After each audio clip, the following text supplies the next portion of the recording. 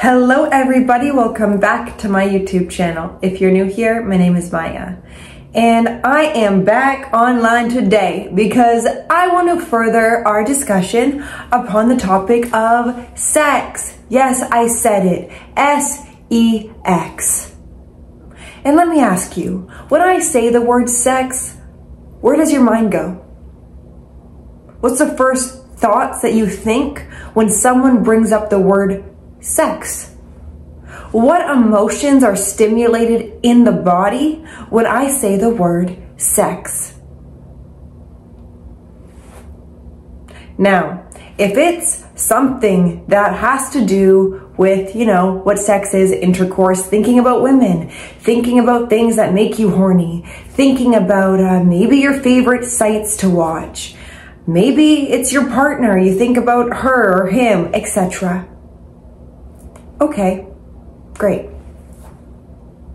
What's the emotion though that you feel when someone is talking about sexuality?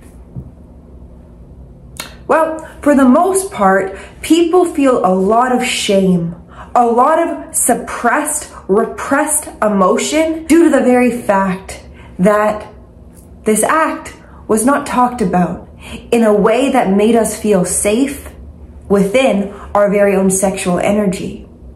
Now, the intention for me to continuously talk about the topics of corn sites, semen retention, sacred sexuality, is really just to bring forth a higher way, a higher perspective upon this very sacred act. For it is sacred. You exposing your body, okay, to another human being before exposing your flaws, your triggers, perhaps your trauma, perhaps your greatest fears, your greatest joys, your morals, your values, what you value within other people, what you value within life, your purpose. When these are not brought forth in a matter of intimate conversation, you are not actually sleeping with another person's soul. What you are doing is going unconscious in the very act of allowing your urge, your lusts, your sexual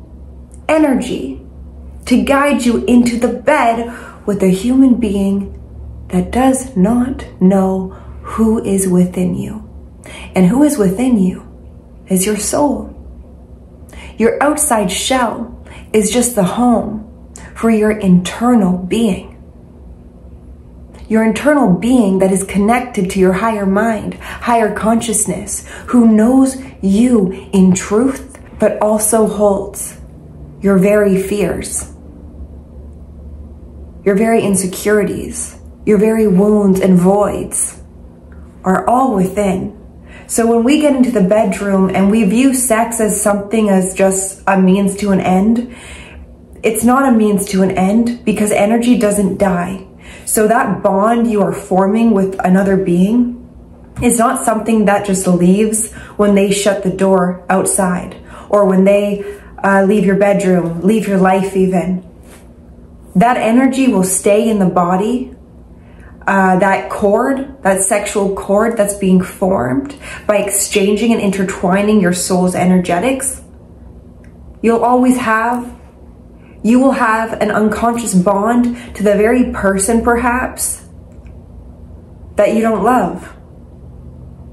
Now, listen, people come into our lives to serve us in a specific way if we view it at that vantage point.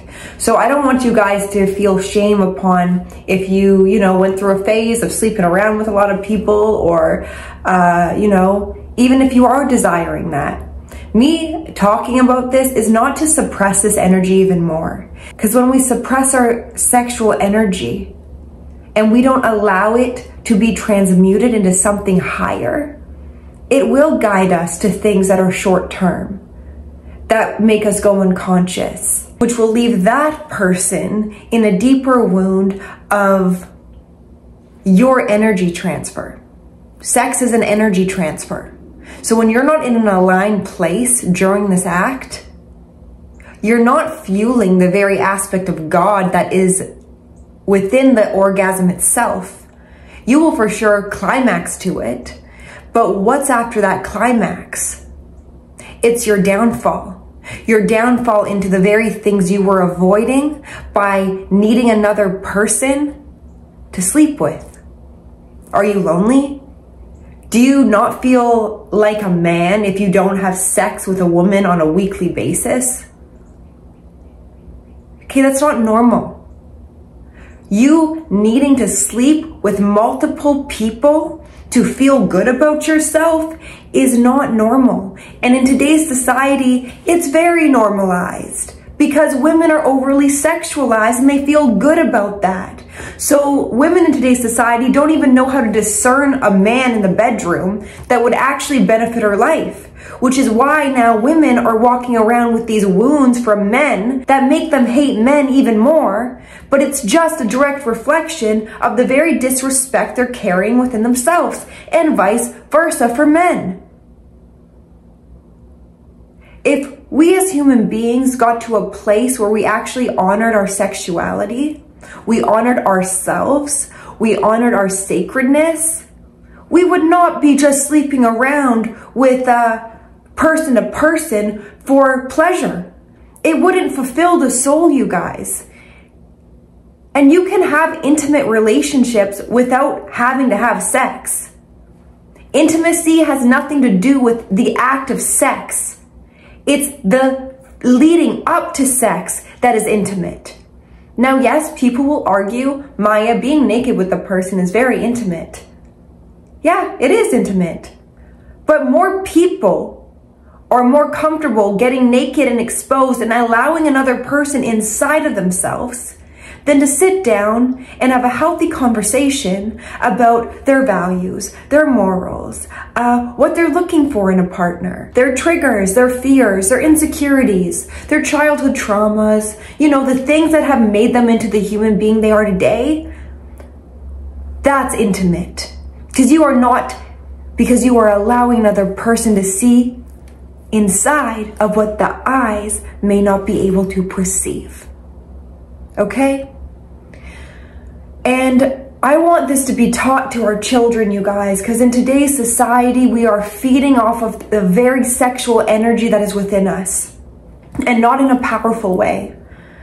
I say this out of true experience of me participating in what I thought to be sexual liberation, of me as a young woman, young adult woman, falling into the trap of seeing how other women got to the top. And that wasn't from just speaking their truth. That wasn't from having brain cells. It was mostly from having a phone and using that phone to showcase themselves and their ass cheeks out, their titties out, their body. And I have nothing against the woman body, y'all, at all. Actually, I honor it to such a degree that I would never allow my beautiful body to be exposed for the masses to lust over. Because what's that doing to me? It's making me feel seen by me focusing too much on my external identity. And for a woman, that's very dangerous, because the more attached a woman is to her outside looks, the more she will suffer in her adult life down the road. You know, for a woman, our prime time, I guess in today's society, is glorified within our 20s and our, you know, our 30s. And what we as women do in our 20s and our 30s does matter just as much as men. But what are men and women doing in their 20s and 30s? Women are overly sexualizing themselves to men who are not viewing them even as wifey material, girlfriend material, just as a piece of meat to have sex with. Because women, I hate to break it to you, but if your Instagram is mostly just you showcasing your body for men to like and comment under, what fulfillment is that? There's zero fulfillment in that. It's only fulfilling your insecurities. And if you feel different, then that's your life. And again, I can't really do anything about what people do, but I do have at least I do at least have the right to speak about what I'm seeing. And I want men and women to value one another again, and not value what we can necessarily provide in the terms of physical, but what kind of emotional safety can we feel with a person? What type of aligned purpose work could we offer one another? Are we wanting a family or not? Or are we just wanting to be in a relationship so our voids, our triggers get stimulated for us just to further them deeper? Break up with someone, have that soul bond, neglect the very parts of ourselves that are worthy of sacred love. And sacred love is formed when you form a sacred bond to the very love within yourself. And thyself is correlated to the relationship you have with God, your higher mind, the reason you are here. Why are you here? It's not to sleep around with people. It's not to participate in hookup culture. It's to bring forth who you are in truth. And if your body is who you are in truth, so be it. But you have a lot more purpose than what you look like, what your body looks like, and what you can gain off of it. And men, get a grip. Get a grip upon your urges, your lust. A lot of men's problems are actually correlated to the misuse of their sexual energy that is depleting who they are as men. No masculine, true masculine man would even want to participate in what the hell is happening in a society that is profiting off of femininity, that is profiting off of broken men and broken women. If we want change, we must be the change. We must own up to what we have participated in and make the difference, because you're deserving of it. And again, you guys, I talk about sexual energy not to shame another person in how they choose to use it, how they choose to show up, who they decide to sleep with or not, because that I cannot control. But what I can control is how I show up. And how I show up is to honor you. The one who decided to listen to me today, I honor you. And I want you to be awoken into your very sacredness, the sacred being that is beyond the eye, that is beyond a fear, that is beyond a short-term pleasure, a lust, an urge. The relationship to yourself matters. It matters because when you have a level of self-respect for yourself, you won't be easily persuaded into a situation that is disrespecting your spirit, your soul, and further fragmenting you to not being worthy. For you are worthy, but you must honor yourself to know that. You must honor who you are. You must show up with a level of respect that can also be respected by another person. It's not respectful. I wish our generation today could be taught at an early age about sacred sexuality. That is not found on a corn site.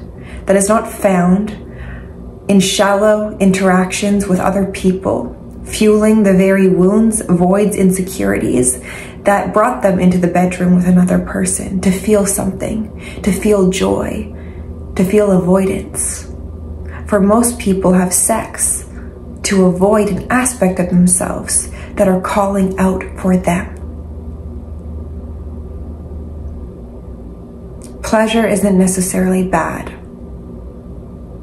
but it is when that is the thing that is prohibiting you from experiencing your joy. The joy that comes from forming the relationship to yourself. And then the people you attract will ultimately be the mirror back inside of the progress you have done in order for you to climax God and to uphold that frequency, for you have it within already. This is important stuff, you guys. Sex matters. Sex education matters. in the very decision of who you enter the bedroom with. Make sure it's out of love. Make sure it's out of care. Make sure it's out of mutual agreement. And remember that it's free will planet. Do as you must.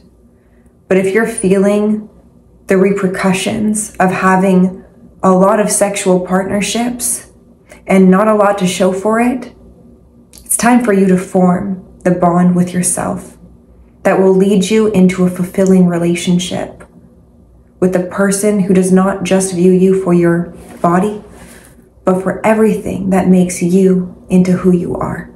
So if you guys liked today's video, give it a like, let me know in the comments, and I will see you in my next video.